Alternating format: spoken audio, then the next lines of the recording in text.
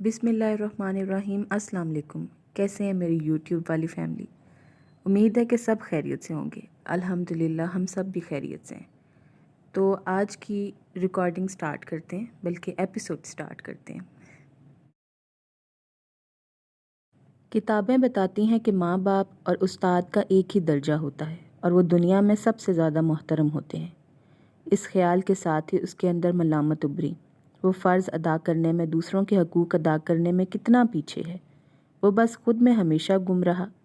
اس نے کبھی کسی کے بارے میں نہیں سوچا۔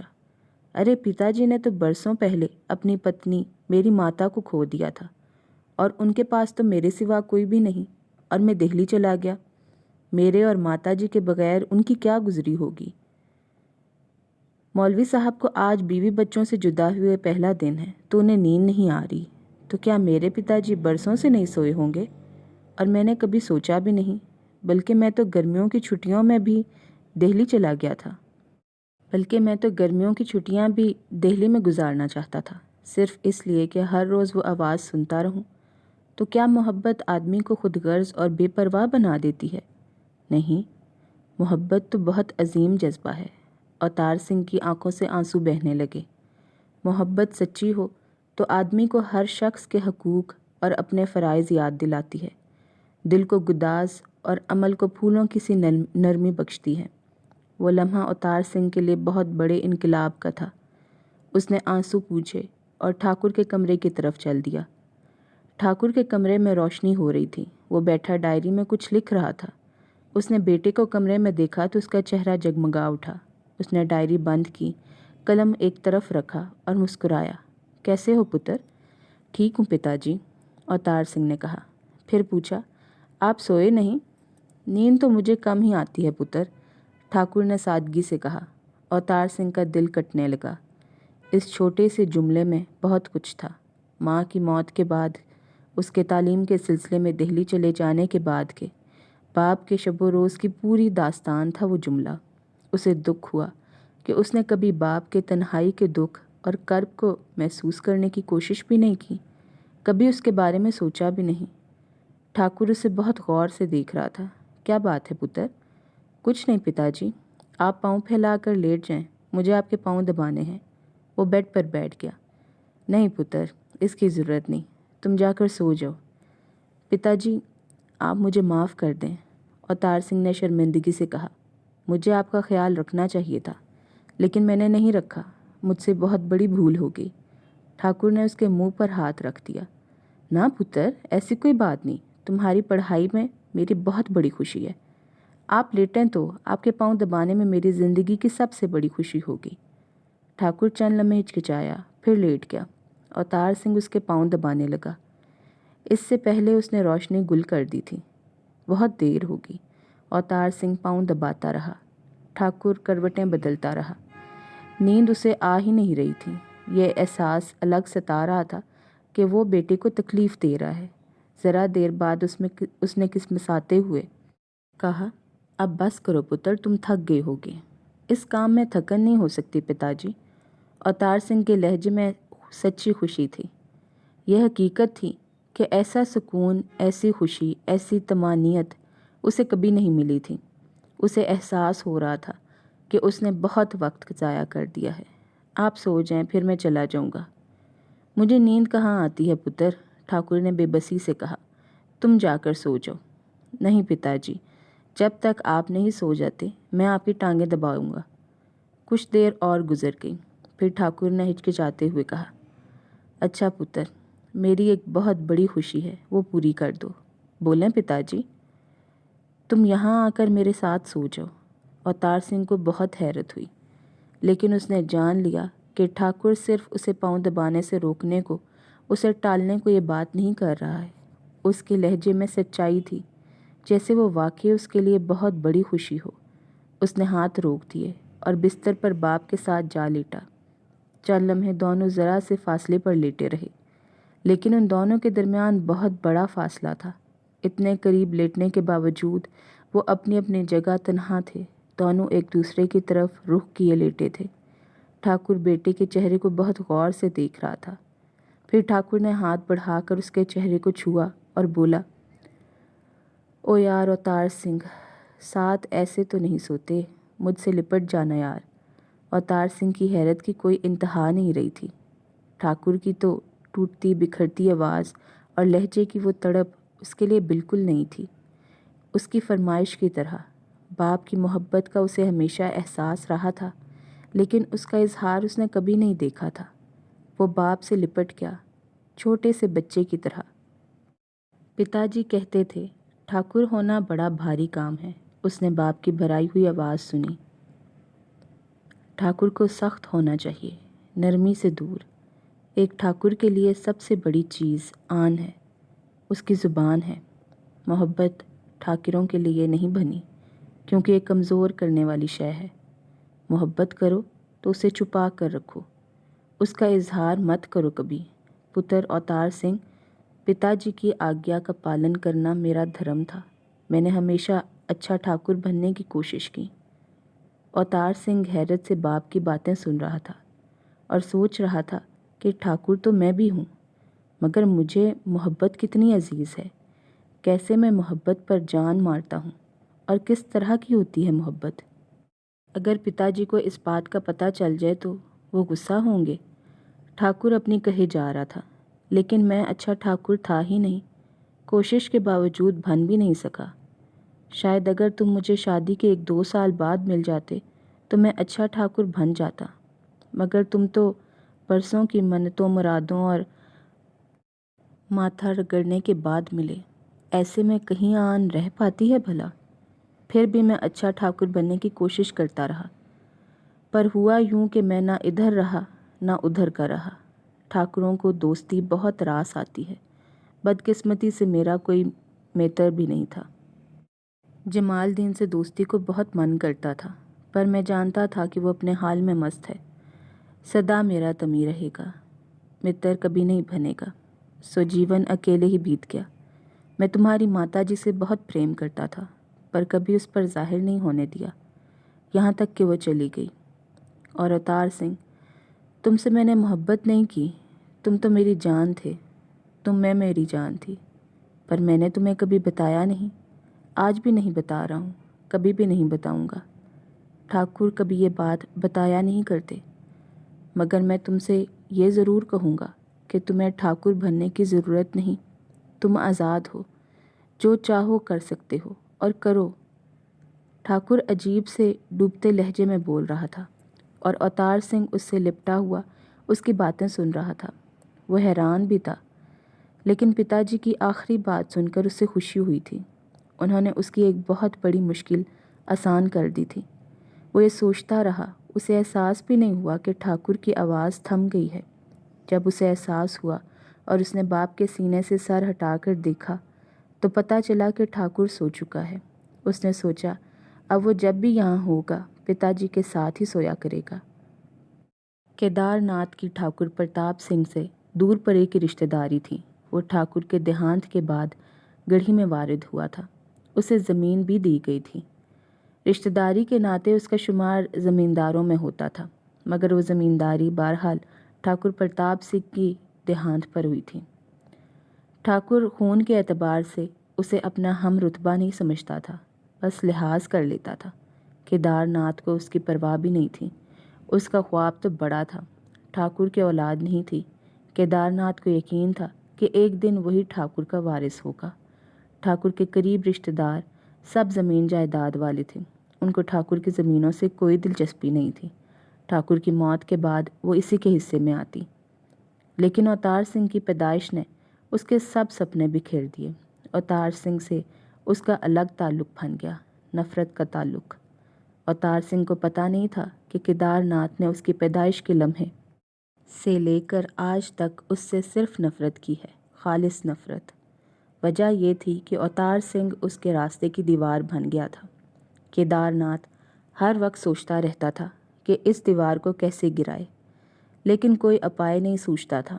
براہ راست وار کرنے سے وہ ڈرتا تھا، بات کھل جائے یہ اسے کسی طور گوارا نہیں تھا، لیکن اب ایسا لگتا تھا کہ اس کے سوا کوئی چارہ نہیں ہے۔ اس روز کیدار حویلی چلا آیا۔ ٹھاکر پرتاپ سنگھ تو موجود نہیں تھا۔ اوتار سنگھ سے ملاقات ہو گئی۔ کہو چاچا جی کیسے ہو؟ اوتار سنگھ نے اس سے پوچھا۔ بھگوان کی کرپا ہے، اچھا ہوں۔ ہماری یاد کیسے آئی؟ کیدار ناتھ نے دل میں کہا، تم کہ میں بھولتا ہی کب ہوں چھوٹے ٹھاکر، کہ یاد آنے کا سوال پیدا ہو۔ پیدائش سے لے کر آج تک تم میرے دل و دماغ پر بوجھ بنے بیٹھے ہو۔ لیکن اوپر سے وہ مسکرا دیا۔ تم تو مجھے ہمیشہ یاد رہتے ہو پتر، وہ بولا۔ آج میں جے پور جا رہا ہوں میلے میں، سوچا تمہیں بھی پوچھ لوں۔ نہیں چاچا جی، میں تو نہیں جا سکتا۔ اوتار سنگھ نے صاف انکار کر دیا۔ کیدار ناتھ کو بےحد مایوسی ہوئی۔ یہ ایک کوشش تو وہ برسوں سے کرتا رہا تھا۔ اس نے ہمیشہ چاہا کہ اوتار سنگھ سے قریب ہو جائے، وہ اس سے محبت اور شفقت جتاتا تاکہ کبھی اسے اپنے ساتھ کہیں لے جائے۔ ایسے کسی حادثے کا اہتمام کرنا کچھ زیادہ مشکل نہیں ہوتا، لیکن اوتار سنگھ کبھی اس سے بہت قریب نہیں ہوا۔ اس کی وجہ وہ مسلح بچہ وصال دین تھا، بلکہ اس کا پورا پریوار۔ اوتار سنگھ ان کی قربت میں ایسا مگن تھا کہ اسے کسی اور چیز کی ضرورت ہی نہیں تھی۔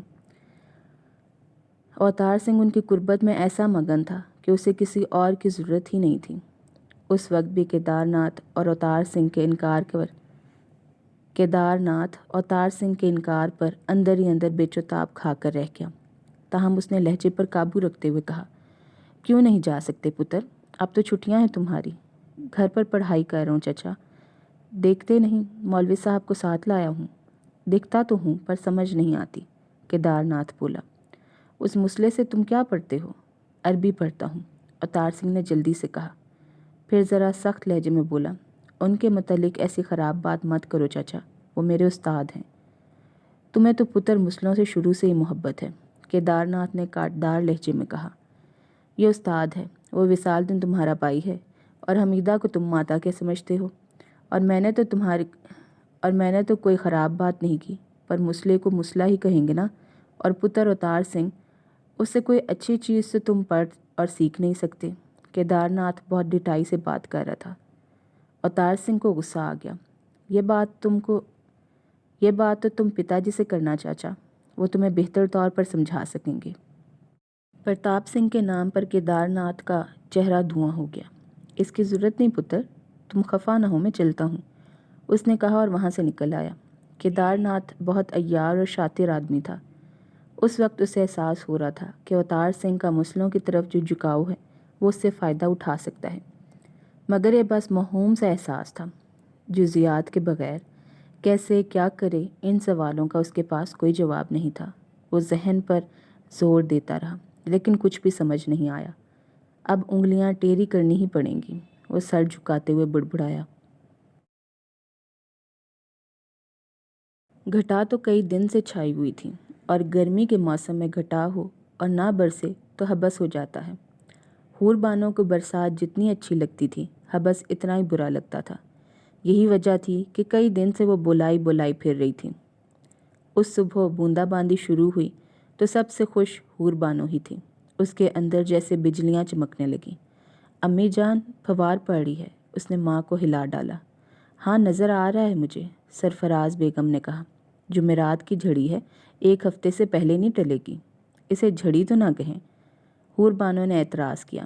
بوندا باندی ہے، وہ بھی ہلکی سی۔ جھڑی تو کہلائے گی، چاہے روں روں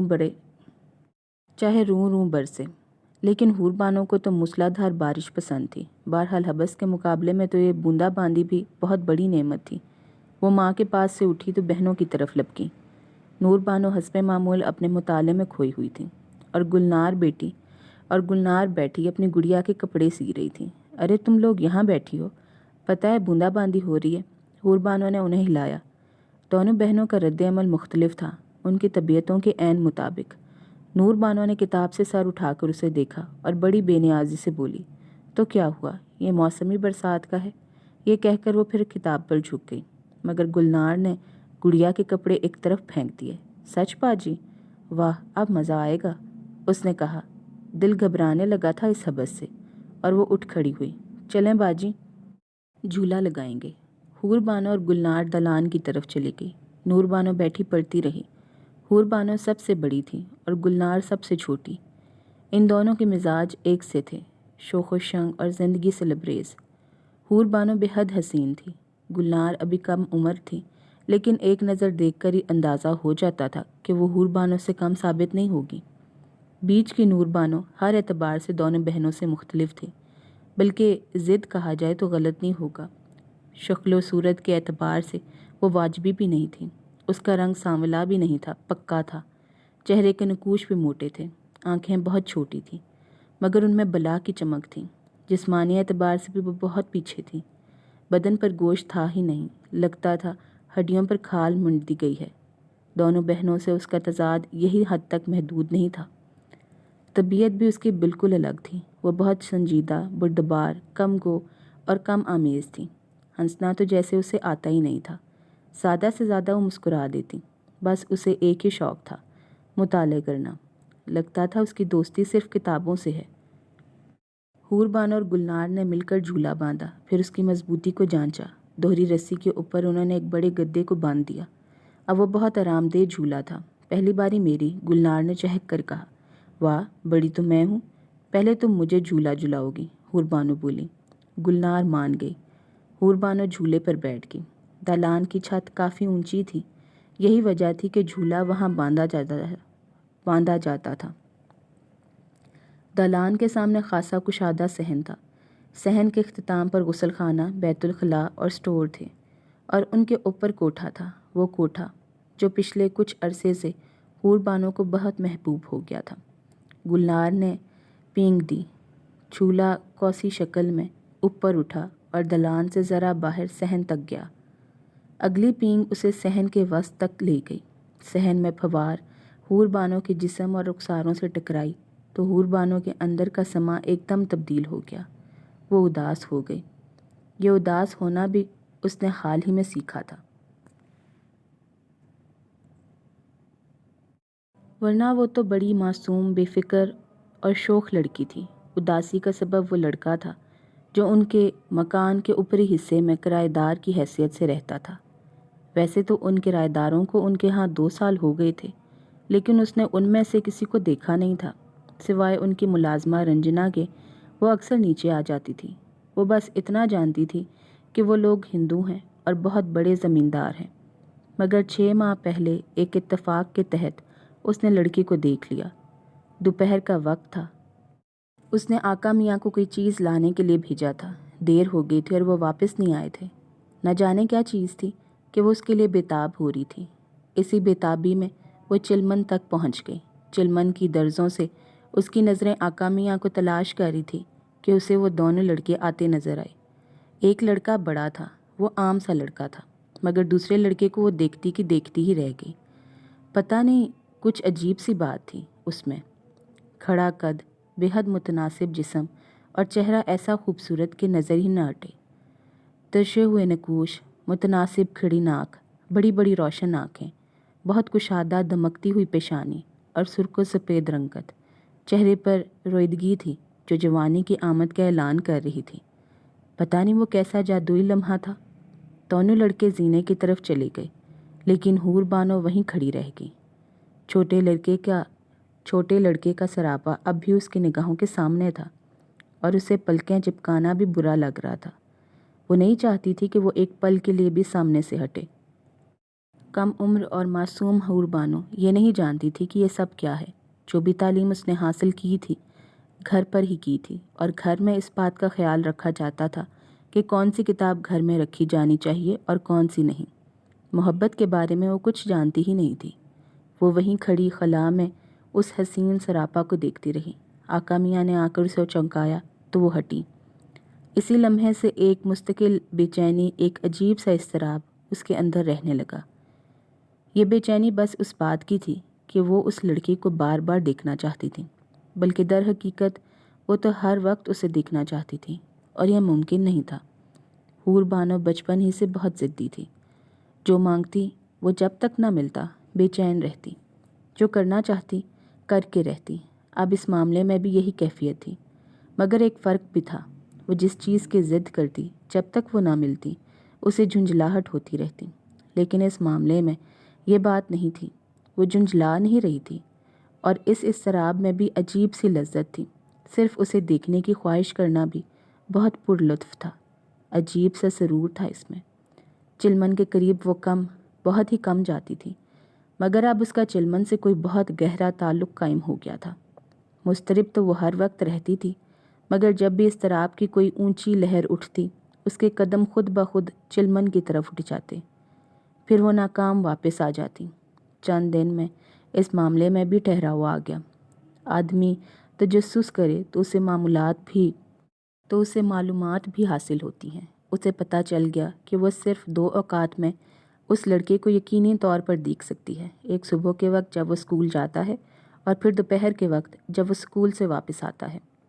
اسے یہ بھی معلوم ہو گیا کہ دوسرا لڑکا مسلمان ہے۔ وہ ایسے کہ وہ نماز کے وقت نکلتا تھا اور نماز پڑھ کر واپس آتا تھا۔ بظاہر تو گھر سے نکلتے وقت وہ کوئی ایسا اہتمام نہیں کرتا تھا کہ جس سے لگے وہ نماز پڑھنے جا رہا ہے۔ سر پر ٹوپی بھی نہیں ہوتی تھی۔ شروع میں تو حور بانو یہی سمجھی کہ وہ کسی کام سے کچھ خریدنے کے لیے نکلا ہے۔ اذان کے بعد گھر سے نکلنا ایک اتفاق ہو سکتا ہے، لیکن دن میں 5 بار اور ہفتے کے 7 دن یہ اتفاق نہیں ہو سکتا۔ پھر ایک دن وہ نماز پڑھ کر واپس آیا تو اس کے پائنچے اوپر تھے۔ شاید ہر بار آتے ہوئے وہ انہیں نیچے کر لیتا تھا، مگر اس بار وہ ایسا کرنا بھول گیا تھا۔ حور بانو بہت ذہین لڑکی تھی، اور جس طرح کا اسے تجسس تھا، ایسے میں ذہین لوگ معمولی سے معمولی بات بہت سارے نتائج اخذ کر لیتے ہیں۔ حور بانو کو یقین ہو گیا کہ یہ دوسرا لڑکا مسلمان ہے اور نماز کے لیے جاتا ہے، مگر چوروں کی طرح، جیسے یہ ظاہر نہیں ہونے دینا چاہتا ہو کہ وہ نماز پڑھنے جا رہا ہے۔ اس کا یہی مطلب ہو سکتا ہے کہ جن ہندوؤں کے ساتھ وہ رہ رہا ہے، ان کی طرف سے اسے یہ آزادی نہیں، اسی لیے وہ چھپ کر نماز پڑھتا ہے۔ اس احساس کے ساتھ اسے اس پر ترس آیا اور ان ہندوؤں پر غصہ جنہوں نے اسے پابند کر رکھا تھا، لیکن ان ہندوؤں میں وہ لڑکا شامل نہیں تھا جس کی دید کو وہ ترستی تھی۔ اس کے نزدیک اس کا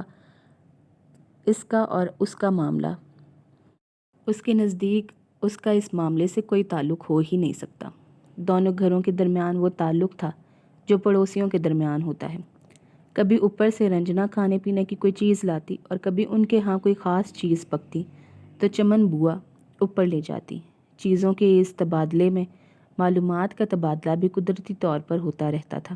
پہلے حور بانو اس میں کوئی دلچسپی نہیں لیتی تھی، مگر اب وہ غور سے سننے لگی تھی۔ امی جان البتہ بڑے سوال جواب کرتی تھی۔ رنجنا تھی بھی بڑی باتونی، کتنی باتیں تو وہ بغیر پوچھے ہی بتا دیتی تھی۔ حور بانو کو معلوم ہو گیا کہ چھوٹا لڑکا چھوٹا ٹھاکر کہلاتا ہے۔ رنجنا نے اس کا نام کبھی نہیں بتایا، کہتی تھی بس وہ چھوٹے ٹھاکر ہیں۔ البتہ مسلمان لڑکے کا نام اس نے بتا دیا، وصال دین۔ مگر یہ مسلمان لڑکا تمہارے ساتھ کیوں رہتا ہے؟ امی جان نے ایک دن پوچھا۔ وہ بھی اسکول میں پڑھتا ہے، رنجنا نے بہت سادگی سے جواب دیا۔ وہ تو ٹھیک ہے، مگر تمہارے ٹھاکروں کے ساتھ اس کا کیا جوڑ؟ رنجنا نے امی جان کو یوں دیکھا جیسے ان کی سادگی اور کم علمی پر کوڑ رہی ہو۔ جوڑ تو کوئی بھی نہیں بی بی، لیکن وہ چھوٹے ٹھاکر کا بچپن کا دوست ہے۔ چھوٹے ٹھاکر اس کے بغیر رہ نہیں سکتے۔ وہ نہیں آتا تو چھوٹے ٹھاکر یہاں کبھی نہیں آتے۔ مگر تعلق کیا ہے ان کا؟ امی جان بھی پیچھے ہی پڑ گئی۔ تعلق تو مجھے بھی نہیں پتا، رنجنا نے بے بسی سے کہا۔ اس کا باپ جمال دین کمی ہے، ہمارے بڑے ٹھاکر کا، مگر بڑے ٹھاکر اس پر بڑی دیا کرتے ہیں۔ ویسے اوپر والے روشن خیال ہندو تھے، گوشت کا پرہیز نہیں کرتے تھے، بس گائے کا گوشت کھانے سے بچتے تھے۔ بقول رنجنا کے ماسٹر جی تو گوشت کے بغیر رہ ہی نہیں سکتے تھے، اور چھوٹے ٹھاکر کا بھی یہی حال تھا۔ رہ گئے رنجنا اور رگھو تو وہ ملازم تھے، اور ملازم آقاؤں کا عقیدہ اپناتے ہیں۔ حور بانو کو اچانک احساس ہوا کہ بارش تیز ہو گئی ہے۔ جس ثانیے میں جھولا صحن سے گزرا اور واپس آیا تھا، بارش کی بوچھاڑ اس کو بھگو ڈالا تھا۔ وہ چونک کر خیالوں سے نکل آئی۔ ساتھ ہی اسے احساس ہوا کہ گلنار کچھ کہہ رہی ہے۔ باجی بس اب اترے، میری باری ہے۔ حور بانو نے پاؤں فرش سے ٹکائے، رکتے رکتے جھولا رک گیا اور وہ نیچے اتر آئی۔ گلنار نے حیرت سے اسے دیکھا۔ عام طور پر ایسا ہوتا تو نہیں۔ حور بانو پری ہونے کے ناطے برا فائدہ اٹھاتی تھی، اور جب تک اپنا جی نہیں بھرتا تھا اسے جھولنے کا موقع نہیں دیتی تھی۔ اس نے مشتبہ نظروں سے بہن کو دیکھا اور جلدی سے جھولے پر بیٹھ گئی۔ پینگ دیں باجی، اس نے کہا۔ حور بانو نے جھولے کو دھکیلا، مگر 2-3 پینگیں دینے کے بعد رک گئی۔ झूले का रिदम टूटने लगा। क्या करती हैं बाजी? पींग देना, गुलनार ने एहतजाज किया। भी मेरा दिल नहीं चाह रहा इस वक्त। ये तो बेईमानी है। आपकी बारी आएगी तो मैं भी पींग नहीं दूंगी। नहीं देना, मेरा दिल भी नहीं चाह रहा है झूलने को। तो ये बात है, गुलनार ने सोचा। इसलिए झूला इतनी आसानी से खाली हो गया। बाजी का भी पता नहीं चलता, अब तो पल पल रंग बदलती हैं। ऐसा पहले कभी नहीं हुआ था। फिर उसने खुशामदाना लहजे में पुकारा, अच्छी बाजी, प्यारी बाजी, बस 2-3 लंबी लंबी पींगें दे दें, फिर मैं आपसे नहीं कहूँगी। हूरबानो ने झुंझलाकर झूले पर हाथ रखा और उसे धकेलती हुई सहन तक ले गई। फिर वो एक तरफ हटी और दलान से वापस सहन की तरफ आते हुए झूले को और ज़ोर से धकेला। 2 बार में ही गुलनार के पाँव स्टोर की दीवारों से जा टिके। अब वो खुद भी पींगें लेक सकती थी। हूरबानो अंदर माँ के पास बैठी थी। अम्मी जान, बहुत ज़ोर की बारिश हो रही है। सरफराज बेगम ने मुस्कुराते उसकी बात काट दी। मैं जानती हूँ तुम क्या कहोगी, उन्होंने कहा। मैं बहादुर अली को पहले ही आलू लाने के लिए भेज चुकी हूँ। बेसन घोल कर रख दिया है। चमन बुआ अभी गरम गरम फुल्कियाँ उतारेंगी, तुम ज़रा चटनी पीस लो। वो चटनी पीसने बैठ गई, मगर उसका ध्यान छोटे ठाकुर की तरफ था। वो गुजरे हुए वक्त में खो गई। दिन में 2 बार वो छोटे ठाकुर को आते जाते देखती थी और इसके बाद वो उसके बारे में सोचती रहती थी। नींद भी उसकी पहली जैसी नहीं रही थी। सोती तो वो ख्वाबों में आ जाता। नींद उचट जाती, मगर नींद का वो चटना भी खुशगवार था, क्योंकि वो बहुत सरशार और खुश उठती थी। फिर कुछ देर बाद दोबारा नींद आ जाती और ख्वाबों का सिलसिला फिर शुरू हो जाता। अब उसका जी चाहता कि हर वक्त वो सोती ही रहे। फिर 3 माह पहले उसकी प्यासी निगाहों की मज़ीद ज़ियाफ़त का सामान हो गया। उसके हवास तो मकान के ऊपरी हिस्से की आवाज़ों पर ही मरकूज़ रहते थे। उस रोज़ उसे कोठे की तरफ जाने वाले सीनों पर कदमों की आहट सुनाई दी तो वो कोठे की तरफ लपकी। आम तौर पर रंजना के सिवा कोई कोठे पर नहीं जाता था, लेकिन ये रंजना के कदमों की आहट नहीं थी। हूरबानो का दिल ज़ोर ज़ोर से धड़कने लगा था। इतने ज़ोर से कि उसे लगा उसके दिल की धड़कने आवाज़ अम्मी जान तक पहुंच जाएगी। कोठे के चारों तरफ दीवार नहीं थी, बल्कि मंदिरों पर जालियां चुनकर दीवारें बना दी की थी। जालियों के दरमियान सुराख थे, जिनसे दोनों तरफ का मंजर पूरी तरह तो नहीं, कुछ कुछ नज़र आता था। चंद लम्हे बाद उसने छोटे ठाकुर को देखा। उसके हाथ में किताबें थीं, ऊपर कुर्सियां पड़ी थीं। वो वहाँ बैठ गया और किताबें मेज़ पर रख कर इधर उधर देखने लगा। जालियों के सुराखों से बिल्कुल साफ तो नहीं दिखाई दे रहा था, लेकिन अंदर से लगता था कि वो वहाँ पहली बार आया है और जो कुछ उसने देखा है उसे देखकर वो खुश हुआ है। वो दालान में खड़ी उसे देखती रही। उस वक्त की गैर मुतवक्को दीद उसे बहुत बड़ी नेमत महसूस हो रही थी। उसने तसव्वुर में कोठे को देखा। किराए पर उठने से पहले अक्सर वो कोठे पर जाती थी। हूरबानो को फूलों का बहुत शौक़ था। उसने वहाँ चंबेली लगाई थी जो खूब फली फूली थी। इसके अलावा मौसमी फूलों के भी कई पौधे थे। उसे याद था कि उसे कोठा बहुत अच्छा लगता था। शाम के वक्त ख़ास तौर पर वो वहाँ जाया करती थी। ऊपर कोठे पर छोटे ठाकुर ने किताब खोल ली थी और उस पर झुक गया था। हूरबानो बड़ी महवियत से उसे देख रही थी। फिर अम्मी की आवाज़ ने उसे चौंका दिया। हूरबानो, वहाँ क्या कर रही हो? चलो असर की नमाज़ पढ़ो और फिर कुरान पाक की तिलावत के लिए बैठो। असर मगरिब के दरमियान अमाल की कबूलियत का वक्त होता है। आई अम्मी जान, वज़ू करने के लिए आई हूँ यहाँ, हूरबानो ने जवाब दिया और गुसलखाने की तरफ चल दी। लेकिन उसका दिल वहीं कोठे पर अटका हुआ था। वज़ू करके उसने नमाज़ पढ़ी, फिर कुरान पाक की तिलावत की। ये रोज़ का मामूल था और इसके मामले में अम्मी जान बहुत सख्त थी। फिर आदत भी थी, सो वो असर से मगरिब तक का ये वक्त बड़े शौक़ से गुजारती थी। कुरान शरीफ पढ़ने में उसे बहुत लुत्फ़ आता था, बल्कि तिलावत करते हुए खो जाती थी। मगर उस शाम वो इर्तिकाज़ से महरूम थी। वो कुरान शरीफ पढ़ रही थी, मगर उसका दिल कहीं और था। वो कोठे के बारे में सोच रही थी, बल्कि तसव्वुर में कोठे को देख रही थी जहाँ छोटा ठाकुर बैठा पढ़ाई कर रहा था। कभी बार उसे शर्म भी आई कि ये कितनी बुरी बात है। उसने दिल को कोठे से हटाया और तवज्जो कुरान पर मरकूज़ करने की कोशिश की, मगर उसे पता भी नहीं चला कि कब बेईमान दिल चुपके से फिर कोठे पर जा अटका है। वो अंदर से पानी पानी हुई जा रही थी, मगर बेबस थी। यह तो बहुत बड़ी बेअदबी है। यह ख्याल दिल में आया तो वो उठ गई। क्या बात है, तिलावत में दिल नहीं लगता? अम्मी जान ने मुलामत भरे लहजे में कहा। अम्मी जान, वज़ू करने जा रही हूँ। ये कहकर वो बाहर निकल गई। دالان سے گزرتے اس کی نظر کوٹھے کی طرف اٹھی۔ مغرب ہونے والی تھی۔ جھٹ پتے کا سما تھا۔ آسمان اپنے ٹھکانوں کی طرف لوٹنے والے پرندوں کے چہچہوں سے گونج رہا تھا۔ اتنا اجالا نہیں تھا کہ وہ اسے صاف دکھائی دے سکتی، مگر چھوٹا ٹھاکر اسے ہیولا سا نظر آ رہا تھا۔ پھر بھی اسے اندازہ ہو گیا کہ وہ پڑھ نہیں رہا، بلکہ بڑے ارتکاز کے ساتھ خلا میں گھور رہا ہے۔ وہ وضو کر کے آئی تو مغرب کی اذان شروع ہو چکی تھی۔ اس بار نماز میں بھی اس کا دل نہ لگا۔ جلدی جلدی نماز پڑھ کر وہ دالان میں سخت تخت پر جا بیٹھی۔ اب اندھیرا ہو چکا تھا۔ چھوٹے ٹھاکر کا ہیولا اور گہرا ہو گیا۔ اسے حیرت ہوئی کہ پڑھائی کے لیے اوپر آنے والے چھوٹے ٹھاکر نے روشنی کیوں نہیں کی، اور روشنی نہیں کی تو اندھیرے میں بیٹھنے کی کیا ضرورت ہے۔ وہ بیٹھی رہی۔ اوپر چھوٹا ٹھاکر بھی بیٹھا رہا۔ کچھ دیر بعد اچانک اوپر روشنی ہو گئی۔ روشنی اسی دوسرے لڑکے وصال دین نے کی تھی۔ ذرا دیر دونوں باتیں کرتے رہے، پھر نیچے چلے گئے۔ اگلے روز شام کا وہ وقت ہوا تو حور بانو کا دل مچلنے لگا۔ کاش وہ آج بھی آ جائے۔ شاید وہ وقت دعا کی قبولیت کا تھا۔ وہ آ گیا اور اس کے آنے کے ذرا دیر بعد ہی عصر کی اذان ہو گئی۔ پھر تو یہ روز کا معمول بن گیا۔ حور بانو بہت خوش تھی۔ رات کو وہ خواب میں اسے دیکھتی، پھر صبح وہ اسکول جاتا، صبح سے دوپہر اس کی واپسی کا انتظار رہتا۔ دوپہر کو وہ اسے دیکھتی اور پھر شام کا انتظار کرتی۔ شام کو وہ کوٹھے پر آتا کتابیں لے کر، لیکن کچھ پڑھے بغیر رات کو واپس جاتا، اور کوٹھے پر رہ کر پڑھائی وہ کبھی نہیں کرتا تھا۔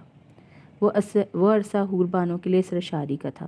وہ بے خود کھوئی مگر بہت خوش رہتی، بات بات پر ہنستی، آپ ہی آپ مسکراتی، مگر کسی کی بات دھیان سے نہ سن پاتی۔ مگر ساتھ ہی ایک خلش اسے بار بار ستاتی، اس کے ضمیر پر بوجھ بڑھتا جاتا۔ قرآن پاک پر لاکھ کوشش کے باوجود وہ پوری طرح توجہ مرکوز نہیں کر پاتی۔ اسے تو بس انتظار رہتا تھا کہ کب مغرب ہو اور وہ نماز پڑھ کر دالان کا رخ کرے۔ اسے دیکھنے کے چکر میں وہ عصر کی نماز کے لیے کھڑے ہونے میں بھی تساہل کرنے لگتی۔ پھر ایک روز حور بانو نے تلاوت کرتے ہوئے قرآن پاک کی ایک آیت مبارکہ پڑھی، جس میں برتر مشرک مردوں پر کم تر مومن مردوں کی قوت اور برتری کو بیان کیا گیا تھا۔ وہ آیت سن کر وہ چور ہو گئی، مگر اس کا دل نہیں مانتا تھا کہ وہ مشرک ہو سکتا ہے۔ بار بار اس کے ذہن میں ایک دلیل ابھرتی، کسی مشرک کی پیشانی اتنی روشن کیسے ہو سکتی ہے؟ اچانک سرشاری کی وہ کیفیت ایسے ختم ہو گئی جیسے ٹھہرے ہوئے پانی میں کسی نے کنکر پھینک دیا ہو۔ گرمیوں کی چھٹیاں شروع ہوئی اور وہ لوگ چلے گئے۔ وہ پہلا موقع تھا کہ حور بانو اداسی سے آشنا ہوئی۔ یوں تو وہ اداس پہلے بھی ہوتی رہتی تھی۔ کون ایسا ہے جو کبھی اداس نہ ہوتا ہو؟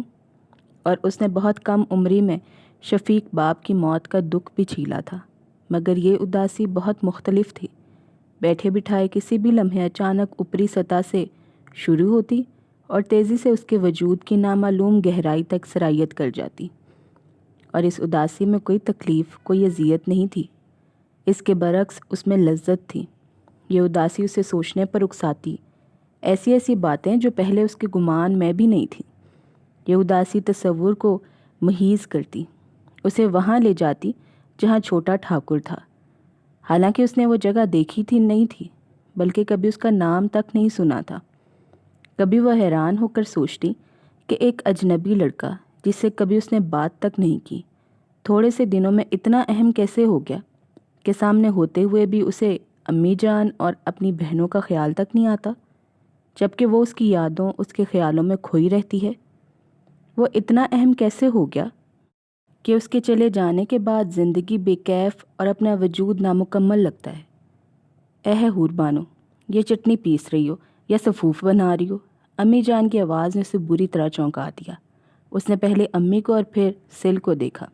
پھر شرمندگی سے اس نے چٹنی پر پانی کے چھینٹے دیے اور 4 بار بٹا چلانے کے بعد چٹنی کو سمیٹ کر پیالے میں گرا دیا۔ وہ دالان میں چلی آئی۔ گلنار اب بھی جھولا جھول رہی تھی۔ آئیں باجی جھولا لیں، اس نے پوچھا۔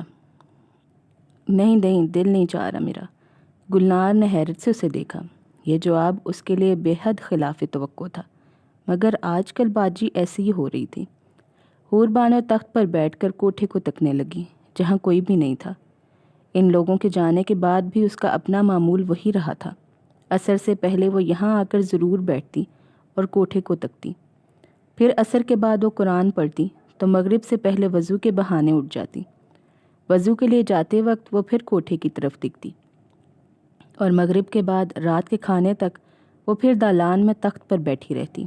اس دوران کبھی کبھی تو اسے چھوٹا ٹھاکر نظر آتا، ایسا جیتا جاگتا کہ وہ خوش ہو جاتی، ارے یہ لوگ واپس آ گئے، مگر پلکیں چپکتی تو اندھیرا اور ویران کوٹھا سامنے ہوتا، اور کبھی کبھی تو اسے سچ مچ ایسا لگتا کہ وہ لوگ کہیں نہیں گئے، یہیں موجود ہیں۔ اب زندگی کی مرکزی کیفیت انتظار کی تھی، بلکہ یوں کہیے کہ زندگی نام ہی انتظار کا تھا۔ ویسے تو جب سے یہ دیکھنے کا کھیل شروع ہوا تھا وہ حالت انتظار میں تھی۔ پہلے اس انتظار میں لمحے گنے جاتے تھے، مگر اب وہ دن گن رہی تھی، 2 مہینے کے 60 دن، اور گرمیوں کے دن تو ویسے بھی بڑے ہوتے ہیں، ایک ایک پل مشکل سے گزرتا ہے۔ گلنار کہاں ہو؟ آ کر دسترخوان بچھاؤ، امی جان نے پکارا۔ چلو نور بانو آ جاؤ بھائی، گرم گرم پراٹھے اترتے جائیں اور کھاتی جاؤ۔ دسترخوان بچھ گیا۔ چمن بوا گرم پراٹھے اتار کر لا رہی تھی۔ حور بانو نے پہلا لقمہ توڑا مگر کچھ سوچ کر رک گئی۔ بوا پہلے چند پراٹھے اوپر دے آؤ نا، اس نے پکارا۔ اے بوکھلا گئی ہو کیا؟ امی جان نے اسے گھورا۔ پتہ بھی ہے کہ وہ لوگ گئے ہوئے ہیں، اب وہ کیا کہتی؟ کھسیانی اور دسترخوان پر جھک گئی۔ کیدار ناتھ جے پور کے میلے میں ہر سال جاتا تھا، مگر اس بار اس کے دماغ میں کھچڑی سی پک رہی تھی۔ اس بار اس نے اوتار سنگھ کو بہت بدلا پایا تھا۔ اس نے ایک دم سے قد نکالا تھا، وہ بہت بڑا اور بہت طاقتور لگ رہا تھا۔ اسے دیکھ کر کیدار ناتھ کو نفرت تو ہمیشہ ہی محسوس ہوتی تھی، مگر اس بار وہ احساس کمتری میں بھی مبتلا ہو گیا۔ اسے دیکھ کر اندازہ ہوتا تھا کہ وہ پرتاپ سنگھ سے بڑھ کر دبدبے والا نکلے گا۔ کیدار ناتھ نے سمجھ لیا کہ اب بھی اس نے کچھ نہ کیا تو اس کا سپنا ہی رہ جائے گا۔ وہ کبھی ٹھاکروں کی گڑی کا بڑا ٹھاکر نہیں بن سکے گا۔ اب تو کوئی قدم اٹھانا ہی تھا۔ جے پور سے اس کا گہرا تعلق تھا۔ اس کے بیشتر رشتہ دار جے پور میں ہی رہتے تھے۔ خود اس کی اپنی عمر کا بڑا حصہ بھی جے پور میں ہی بسر ہوا تھا۔ ٹھاکروں کی گڑی تو صرف ٹھاکر بننے کے لالچ میں گیا تھا۔ جے پور ایک اعتبار سے اس کے لیے گھر کی طرح تھا۔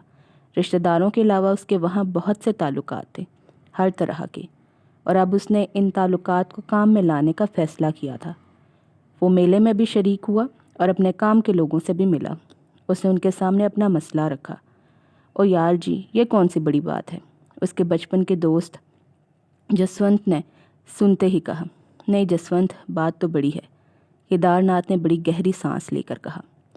اس سلسلے میں مجھ پر شبہ کیا جا سکتا ہے، اور شبہ کر لیا گیا تو سارا کھیل ختم سمجھو۔ تم پر کیوں شبہ کیا جائے گا؟ اس لیے کہ اس کی موت سے فائدہ صرف مجھ کو پہنچ سکتا ہے۔ چلو ٹھیک ہے، تب بھی کوئی بڑی بات نہیں، جسونت نے کہا۔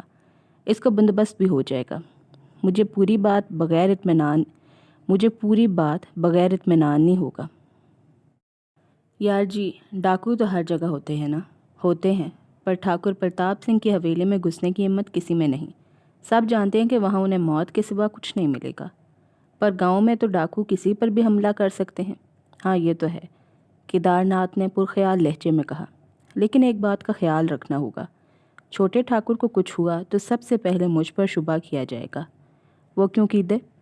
اس لیے کہ اس کی موت سے سب سے زیادہ فائدہ مجھے ہی پہنچے گا، اور یہ بات نہ ہوتی تو میں اس سلسلے میں کچھ کرتا ہی کیوں؟ جسونت سوچ میں پڑ گیا، پھر سر ہلا کر بولا، تم چنتا مت کرو، میں ایسا بندوبست کروں گا کہ تم پر آنچ تک نہیں آئے گی۔ جو کچھ بھی کرو میرے واپس جانے کے بعد کچھ دن بعد کرنا، کیدار ناتھ نے کہا، اور آدمی بھروسے کے ہونے چاہیے۔ بات بگڑے بھی تو کسی قیمت پر نہ کھلے، ورنہ سب کچھ ختم ہو جائے گا۔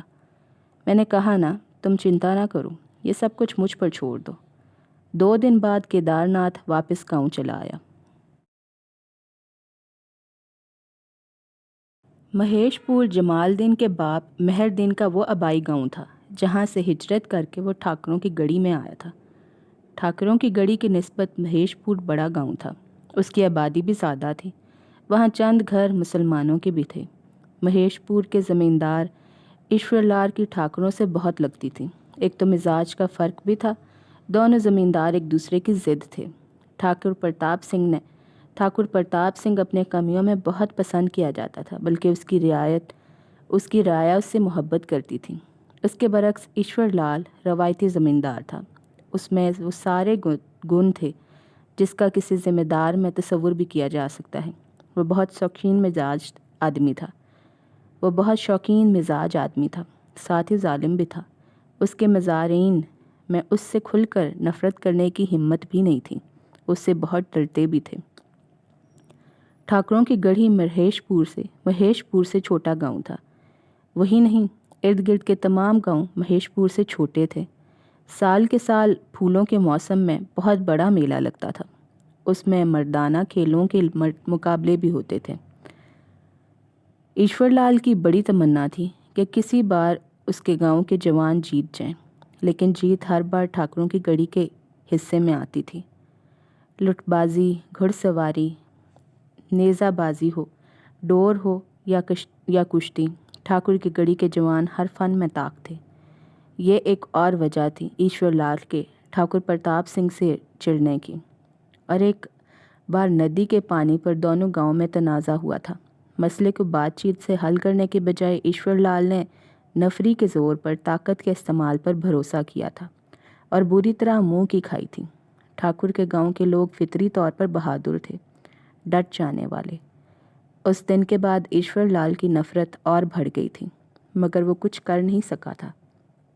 اس رات آدھی رات کے قریب 8 جوان ایشور لال کی حویلی پہنچے۔ جسونت نے خط کے ذریعے پہلے ایشور لال سے معاملات طے کر لیے تھے۔ ان کے ٹھہرنے کا بندوبست حویلی کے تہہ خانے میں کر لیا گیا تھا۔ ایشور لال کے خاص معتمد جھانکی داس اس کے سوا وہاں کوئی موجود نہیں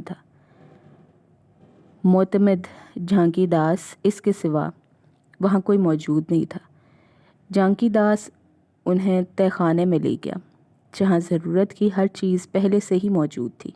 ایشور لال نے جھانکی داس کو پہلے ہی سختی سے ہدایت کر دی تھی کہ ان آنے والوں کے بارے میں اپنے گاؤں میں کسی کو بھی پتہ نہ چلے۔ ایشور لال نے جھانکی داس کو بتا دیا تھا کہ وہ 8 صرف رات کو یہاں قیام کریں گے اور ان کے بھوجن کا انتظام کرنا ہوگا۔ وہ رات کو گاؤں والوں کے سونے کے بعد آیا کریں گے اور پو پھٹے نکل جایا کریں گے۔ دن بھر وہ کیا کریں گے، کہاں رہیں گے، کس لیے آئے ہیں، یہ سب اسے معلوم نہیں تھا اور اسے معلوم کرنے کی ضرورت بھی نہیں تھی۔ ایشور لال کے پاس رہ کر اس نے اپنے کام سے کام رکھنا سیکھ لیا تھا۔ آنے والے خود بھی رازداری سے کام لے رہے تھے۔ انہوں نے اپنے چہرے بڑے بڑے سیاہ رومالوں میں چھپائے ہوئے تھے۔ تہہ خانے میں پہنچنے کے بعد انہوں نے چہرے نہیں کھولے۔ انہوں نے تنقیدی نظروں سے اس خفیہ اقامت گاہ کا جائزہ لیا اور جیسے مطمئن ہو گئے۔ بھوجن کرنا ہے مہاراج؟ جھانکی داس نے اس سے پوچھا۔ انہوں نے اس بات میں سر ہلا دیے۔ کسی نے منہ سے کچھ نہیں کہا۔ جھانکی داس ان کے لیے بھوجن لے کر آیا۔ وہ 8 بھوجن کے لیے بیٹھے۔ تب ان میں سے ایک جھانکی داس سے مخاطب ہوا۔ اب تم چلے جاؤ۔ اس کی آواز کرخت تھی اور لہجے میں تحکم تھا۔ جھانکی داس کو اچھا تو نہیں لگا، لیکن اسے زیادہ پرواہ بھی نہیں ہوئی۔ اسے تو بس اپنی ذمہ داری پوری کرنا تھی۔ میں یہاں قریب ہی ہوں، اس نے کہا۔ کسی چیز کی ضرورت ہو تو گھنٹی بجا دینا۔ اب ہمیں ضرورت صبح نکلتے سمے ہی پڑے گی، اسی شخص نے کہا۔ دھنیہ واد۔ جھانکی داس کمرے سے نکل آیا۔ وہ برابر والے چھوٹے کمروں کی طرف بڑھ رہا تھا۔ اس کے ساتھ ہی آج کے ایپیسوڈ کا اختتام ہوتا ہے۔